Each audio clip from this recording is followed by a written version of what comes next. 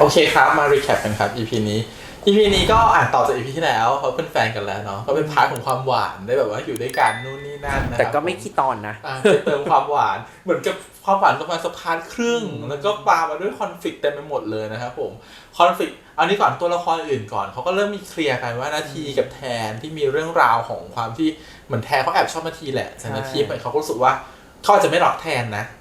แทนว่าความรู้สึกเขาไม่ได้ชอบแทนแต่เขาคงทำความรู้สึกยากกับการที่จะแบบเหมือนเพื่อนคนนึงจะอยู่ดีแบบว่าอยู่ดีเพื่อนเขาแบบชอบเราพี่จะไปเซย์เยสว่าฉันชอบเธอเหมือนกันมันก็ไม่ได้ว่าในความเป็นจริงเนาะจริงๆมันก็ต้องแบบให้เพื่อนคิดได้เองหรือว่าอะไรแบบนี้อะไรเงี้ยพี่ว่าเขาตัดใจทางฝั่งทิวได้แหละแต่ฝั่งเขาเขาก็ไม่แน่ใจว่าความรู้สึกนี้มันคืออะไรและจะยังไงดีกับเพื่อนคนนี้แต่พี่ว่ารูปที่เขากำลังสเก็ตอยู่แล้วเขาเหมือนเดินอยู่ในทางที่เขาอยู่คนเดียวเขาเริ่มรู้สึกแล้วว่าชีวิตเขาจะเหลือคนนี้อาจจะเหงาเหมือนกันจะเหลือตัวเขาคนเดียวแล้วเขาคงอยู่ไม่ได้แล้วเขาจะเหงาส่วนภูผาอันเนี้ยมันบทมันทำให้คิดได้เร็วเกินไปป่ะมันเหมือนคิดง่ายคือตอนแรกพี่คิดว่าแม่เขาเจ็บหนักเขาจะยิ่งโกรธแล้วเขาจะเหมือนกับแก้แค้นแต่หรือว่าจริงๆเขาแค่โกรธแล้วแม่เจ็บก็เลยคิดได้ว่าอ๋อแล้วไม่ควรทำอย่างนี้กับแม่หรอใช่ว่าเป็นอย่างนั้นแต่ว่าเรื่องมันไม่มีพื้นที่ให้เล่าใช่ก็คือจะตัดจบของบทภูผานั่นแหละแต่ว่าเรื่องไม่มีพื้นที่ให้เล่าถ้าอาจจะสัก12 ตอนมันอาจจะมีพื้นที่ให้เล่าปมนี้ไงนี่มันเหลือแค่10ใช่ไหมมันมีแค่10 ตอนเพราะฉะนั้นEP หน้ามันจบแล้วมันเหมือนต้องแรปอัพทุกคนไปหมดแล้วใช่มันคิดว่าเขาเลยพยายามจะแรปอัพตัวละครอื่นใน EP นี้ให้หมดอะไรเงี้ยมันกลายว่าพอภูผาเขาเลยเหมือนกับอาจจะกลายว่าตัดต่อมันทำให้เราไม่เข้าใจเพราะมันกลายว่าเหมือนกับพอแม่ป่วยปุ๊บเขาอาจจะไม่ได้ถ่ายฉากอื่นเพื่อมาให้เห็นว่าเขาเห็นคุณค่าของการที่แม่เขาไม่อยู่นะหรืออะไรคิดได้แล้วอย่างเงี้ยแล้วมันมากลายเป็นพูดตอนกับทิวว่าคิดได้แล้วมันดูแบบขอโทษมันเลยไม่มีน้ำหนักพอนั่นแหละมันตัวละครนี้มันโดนตัดจบง่ายไปนิดนึงตรงเนี้ยโอเคส่วนสายฟ้าก็เลยเป็นนักร้องแต่ดันมารู้ความจริงว่าจริงค่ายเพลงแม่ก็กำลังจะยุบแล้วอะไรเงี้ยแต่เขาก็น่าจะสักเซสในการเป็นนักร้องของเขานะเพราะเพลงเขาออกมาแล้วอย่างน้อยแม่เขาได้ทำเพลงให้เขาก่อนไปแน่นอนแต่ถ้าอยู่นานกว่านี้ก็อาจจะได้ผลักดันมากกว่านี้ใช่ประมาณนั้นเนี่ยผู้ชายใส่อย่างสายฟ้านี่คือสิ่งที่ฉันต้องการเลยนะคือก็เป็นคนดีรักษาสัญญาช่วยเหลืออะไรอย่างเงี้ยแล้วจะหวังผลประโยชน์คนเรามันต้องอยู่ด้วยผลประโยชน์พี่เข้าใจแต่ถ้าเราวินก็โอเคใช่แปลว่าพอมาถึงเรื่องของตัวอักกับทิว EP นี้นี่เขาก็ไปเดทกันปกติก็ได้เห็นพาร์ทหวานๆเหมือนที่บอกจะเห็นว่าพาร์ทปิกนิกประมาณ2 พาร์ทเนาะจาก4 พาร์ทเห็นประมาณทั้ง2 พาร์ทที่เขาไปทำพะโล้แล้วก็ไปปิกนิกอะไรขนาดนั้นกันแล้วก็เสร็จแล้วมันก็เริ่มมีคอนฟ lict เข้ามาคอนฟ lict แรกคือการที่ตัวทิวตัวอักเนี่ยทิวเขารู้สึกว่าเขาเป็นคนฮอตของมหาลัยอยู่แล้วมันก็จะโดนเวลาเขาเป็นคนฮอตแล้วมีแฟนจุดสนใจมีคนมาคอมเมนต์นู่นนี่นั่นอย่างเงี้ยแล้วก็มองว่าอักไม่เหมาะสมซึ่งว่าประเด็นเนี่ยโอเคมันเกิดได้กับทุกคนเช่นบางคนไปมีแฟนกันรู้สึกว่าแฟนสวยกว่าหรือแฟนหล่อกว่าแกไปคบคนนั้นคนนี้ทำไมมีคนดีกว่านี้แกไม่เลือกอะไรอย่างนั้นมันเป็นประเด็นที่เกิดได้ทุกตลอดเวลาจริงๆมันไม่จำเป็นต้องมาเกิดเฉพาะคู่นี้นะฮะแต่ทีเนี้ยคนที่เป็นคู่กันมันก็จะโดนความบั่นทอนถึงใจจากไอ้พวกเสียงอะไรอย่างเงี้ยรอบข้างทีเนี้ยมันต้องรู้ว่าความรักที่มันเกิดขึ้นมันคืออะไรแต่ว่ามันจะดีตรงที่ว่าถ้าอีกคนคอนเฟิร์มให้อีกคนหนึ่งว่าเฮ้ยฉันรักเธอเหมือนทิวไม่ได้รู้สึกมีเพรสเชอร์ตรงนั้นไงแต่คนที่รู้สึกคืออักคนเดียวแล้วเขาเป็นคนที่ดูอินเฟียกว่าคือดูด้อยกว่ามันเลยทำให้เขารู้สึกไม่มั่นใจเขาจะประคับประคองแล้วคนอื่นก็แบบคอมเมนต์แรงเนาะมันก็รับไม่ได้แต่ถามว่าเดี๋ยว EP เนี่ยเขาพยายามจะทำให้อักเหมือนมีความทุกข์กับเรื่องนี้และทิวแบบเป็นคนที่มีความหวังฟูลฟิลเพราะเขารู้สึกเขาเติมเต็มความรักเขามีความรักที่ฟูลแต่เรื่องมันก็ดันพลิกว่าพ่อแม่ก็สิ่งที่เธอไม่รู้กันแล้วว่าสิ่งที่เธอกำลังจะโดนพังทลายคือไอ้ความรักที่เธอรู้สึกว่าเธอเต็มมาตลอดแล้วที่เธอจะไปแบ่งให้คนอื่นจริงๆมันมีจุดอ่อนอยู่นะมันกำลังไม่เต็มแฮมเลยคิดว่าเรื่องของอักอาจจะไม่มีการเคลียร์ในเรื่องมหาลัยนะพอพาร์ทที่ตอนที่อักคุยกับทิวที่ด้านหน้ารถเหมือนอักเขาก็เข้าใจแล้วว่าทิวไม่ได้สนใจเรื่องนี้และทิวค่อนข้างจะแคร์เขาอะไรเงี้ยเพราะว่าทิวเขาพูดประโยชน์นึงที่ว่าถ้ามีเรื่องอะไรให้แชร์ที่เหมือนกับว่าให้รู้ว่าเราเป็นห่วงเธอมากนะว่าตรงนั้นนะว่าตัวอักเองน่าจะตัดบริบทแวดล้อมไปได้แล้วเขามาพูดเรื่องที่แรงบันดาลใจคือพ่อกับแม่แทนว่าอักมันเลยเปลี่ยนความกังวลเป็นเรื่องอีกเรื่องนึงแทนว่าถ้าเขารู้ความจริงมันจะเป็นยังไงใช่เลยก็เหมือนว่าตอนแรกเหมือนกับถ้าเป็นกราฟก็เหมือนกับว่าตัวอักกำลังจะดาวอยู่ดีกันว่ากำลังมีเรื่องดาวกว่าเรื่องใหญ่กว่าใช่อักก็เลยต้องเป็นคนประคองแทนอะไรอย่างเงี้ยซึ่งเขาคงไปประคองกันใน EP หน้ามันก็เลยโอเคครับงั้นเรื่องของตัวอักอาจจะตัดจบไปว่าคงไม่ได้สนใจเสียงแวดล้อมคงไม่ได้มานั่งสุดท้ายมาโคบว่าสุดท้ายปัญหาเนี้ยเขาจะรับมือยังไงใช่คงไม่ได้มาโคบแต่ไป ไปแก้ปัญหาที่มันใหญ่กว่าก็คือตัวอักเนี่ยต้องไปช่วยทิวแล้วแหละว่าถ้ารู้ความจริงแล้วเธอจะดำเนินชีวิตต่อไปในอนาคตยังไงแต่เรื่องก็เป็นเซอร์ไพรส์นะเราก็ไม่คิดเหมือนกันว่าพ่อแม่ทิวจะมีเรื่องแบบนี้เกิดขึ้นอะไรเงี้ยก็เราก็ยังบอกเลยเป็นพ่อแม่ที่โอ้โหแบบดูเพอร์เฟกต์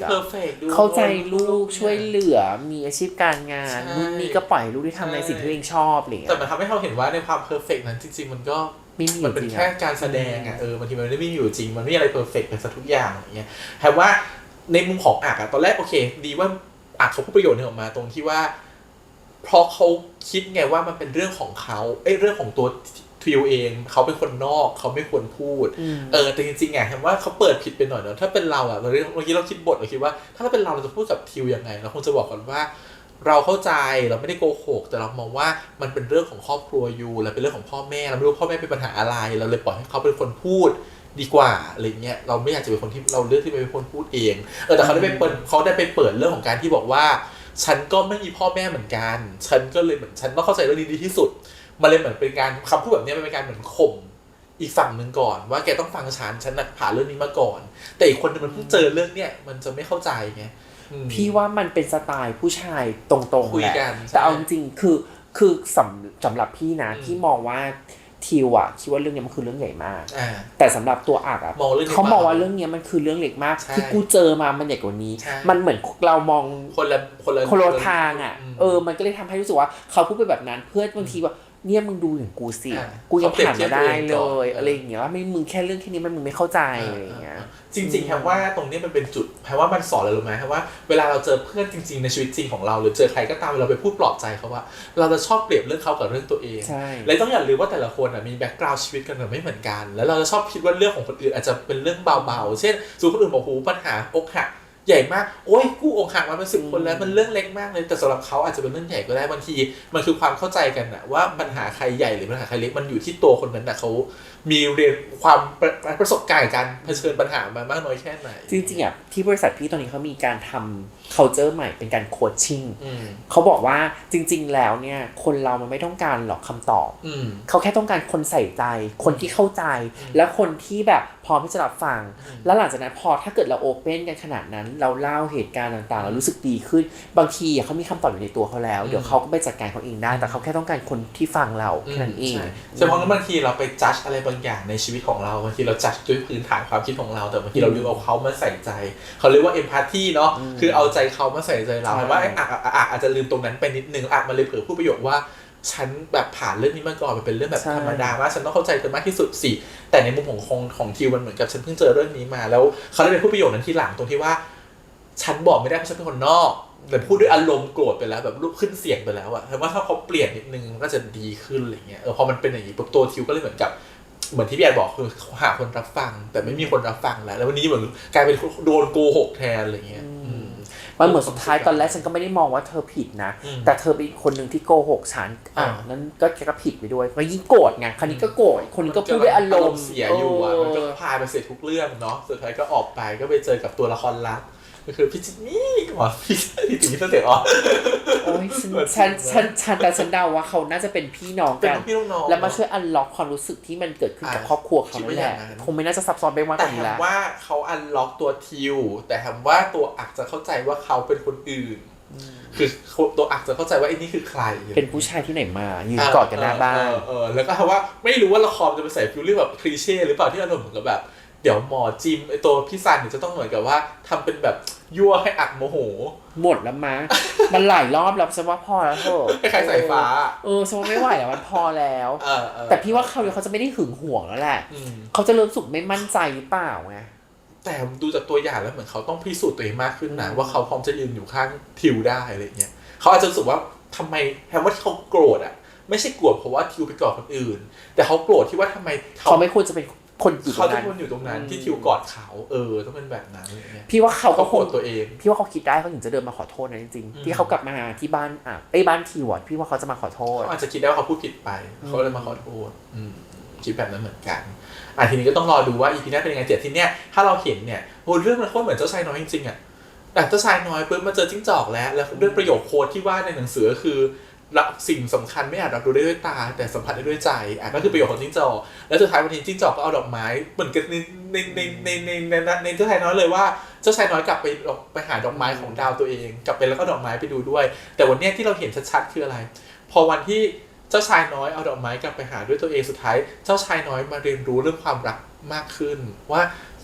ประโยคสุดท้ายตอน EP หน้าที่เหมือนกับว่าสุดท้ายเขาได้รู้แล้วว่าความรักจริงๆอ่ะมันคืออะไรแล้วความเหมือนกับว่าที่ตัวอักเขาพูดในกับทิวในตัวอย่างตอนหน้าไหมว่าถึงพ่อแม่ไม่อยู่แล้วอ่ะมีฉันคนนี้แหละที่ยังรักเธออยู่อะไรเงี้ยมันทำให้เขากลับไปหาว่าจริงๆแล้วเจ้าชายน้อยเขารู้ว่าใครรักเขาที่สุดประมาณนี้ใช่โอ้แต่พี่ก็คิดว่าจริงๆเรื่องเนี้ยถ้าไปช็อตเท่นตรงส่วนพาร์ทแรกๆให้มันสั้นลงนะแล้วมาเล่นช่วงหลังๆให้มันใหญ่ขึ้นอีกนิดนึงจะสนุกกว่านี้เลยนะสำหรับพี่อ่ะแฮมว่าด้วยความที่ตัวบทหรือซีรีส์มันอาจจะแบนไปแหละแฮมว่าบทมันมีลูกเล่นได้เล่นน้อยอะไรเงี้ยเพราะว่าด้วยความที่ตัวเอกสองคนมันรักกันมากเราเห็นตั้งแต่ EP แรกมันลูกเล่นต่างๆมาเลยแบบระหว่างทางมันไม่ค่อยเซอร์ไพรส์มันไม่ค่อยเซอร์ไพรส์เท่าไหร่อะไรเงี้ยโอเคงั้นต้องมารอดูว่าลูกเล่นสุดท้ายของเขาคือพี่ซันเนี่ยกับเรื่องปมพ่อแม่เนี่ยจะเป็นยังไงแต่ไม่เป็นไรนะถ้าหลุดจากสายฟ้าพี่ก็ยังมีพี่ซันรถฉันนั่งได้หลายคนหมอป่วยช่วยดูแลหน่อยไม่สบายใจหนูไม่ค่อยแข็งแรงโอเคแล้วมาตอนไหนมาตอนผอมด้วยนะตอนนี้เขาแบบไดเอทไงเขาจะแบบถ้าแปลแบบนี้เขาจะมีความแบบนิดนึงมีช็อตนิดนึงเขาบอกว่ามาตอนแบบผอมด้วยนะขาวมัวเลยถ้าใครดูเซลล์พาวก็จะเห็นน่ะเขามีคนแรกเขาเจ้าชายหลอดนีออนคือหนูมีอยู่หน้าขาวจั๊วเลยโอเคครับวันนี้ประมาณนี้การรีแคป EP นี้นะครับก็ต้องดูต่อกันใน EP หน้าแต่จะบอกว่า2คนเล่นชัดมากเนาะแสดงหลายฉากเขาทำกันบ้านมาเยอะจริงๆคือเราเห็นตั้งแต่ตอนที่ยูคุยกันหน้ารถแล้วว่าทำไมฟอร์สเขาเล่นแบบตากระตุกคิดว่าเฮ้ยเหมือนฟอร์สมันรู้อะไรเรื่องพ่อแม่แล้วคือตัดเข้าจริงด้วยว่าพ่อแม่เหมือนจะเลิกกันทั้งที่แบบมันเป็นเรื่องที่ดีนะแฟนเรากำลังพูดในเรื่องที่แบบฉันมีอินสปิเรชันแล้วฉันรู้แล้วฉันชอบแล้วฉันอยากทำอะไรแต่แบบทำไมไม่ดีใจด้วยวะไม่ดีใจใช่เขาเล่นชัดมากเลยโอเคแล้วก็แสงสวยถ่ายแต่ชิ้นซินดูถ่ายยากก็แล้วเอาดอกลางคืนก็แบบยากนะให้แสงสวยแบบนั้นนะโอเคครับประมาณนี้นะครับผมกับการรีแคปวันนี้ขอบคุณที่ทุกคนมาติดตามกันด้วยฝากกดไลค์กดแชร์กด Subscribe ด้วยนะครับเดี๋ยวไม่เสียช่องทาง YouTube Instagram Twitter แล้วก็ Facebook ไว้เจอกันใหม่อาทิตย์หน้าตอนจบนะครับผมกับ On Song The Series วันนี้พี่แทนกับพี่แอดไปก่อนละบ๊ายบาย